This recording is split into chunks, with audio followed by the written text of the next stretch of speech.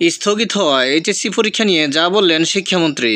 চলমান বন্যা ও বৈরী আবহাওয়ার কারণে স্থগিত হওয়া এইচএসসি পরীক্ষা প্রসঙ্গে শিক্ষামন্ত্রী ডক্টর আ.ন.ম এহসানুল হক মিলন জানিয়েছেন যে প্রাকৃতিক দুর্যোগে কোনো অঞ্চলের পরীক্ষা বিঘ্নিত হলে অন্য প্রশ্নপত্রে পরে সেই পরীক্ষা নেওয়া হবে। দেশের সব শিক্ষা বোর্ডে এবার অভিন্ন প্রশ্নপত্রে পরীক্ষা শুরু হলেও দুর্যোগকালীন পরিস্থিতির জন্য প্রতিটি বিষয়ে বিকল্প আরও 3 সেট প্রশ্নপত্র প্রস্তুত রাখা হয়েছে।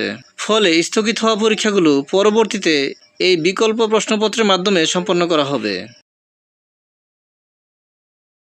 শনিবার 11 জুলাই গণবিশ্ববিদ্যালয় দিবস উপলক্ষে আয়োজিত আলোচনা সভা শেষে সাংবাদিকদের প্রশ্নের জবাবে তিনি কথা বলেন। বক্তব্যে শিক্ষামন্ত্রী বলেন, একসময় বিদেশি শিক্ষার্থীরা বাংলাদেশে পড়তে এলেও বর্তমানে অনেক বাংলাদেশি শিক্ষার্থী উচ্চশিক্ষার জন্য বিদেশমুখী হচ্ছে। এই প্রবণতা কমাতে দেশের বিশ্ববিদ্যালয়গুলোতে আন্তর্জাতিক মানের শিক্ষা, গবেষণা ও কারিগরি শিক্ষার আরও প্রসার ঘটাতে হবে। তিনি আরও বলেন, একজন শিক্ষার্থীর জীবনে সবচেয়ে বড় বিনিয়োগ হলো শিক্ষা। স্বাধীন ও অলাভজনক বিশ্ববিদ্যালয়গুলোর ভূমিকা অত্যন্ত প্রশংসনীয়।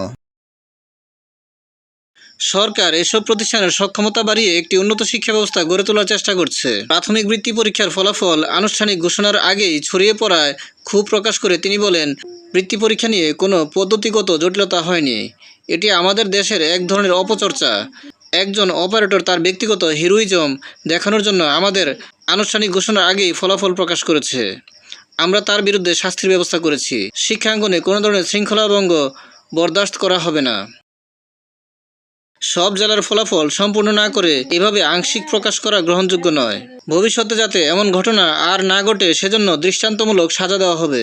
ভিডিওটি ভালো লাগলে লাইক, কমেন্ট ও শেয়ার করে দিবেন এবং চ্যানেলটি সাবস্ক্রাইব করে পাশে থাকার অনুরোধ জানিয়ে সকলের সুস্বাস্থ্য কামনা করে এখানেই শেষ করছি। আসসালামু আলাইকুম।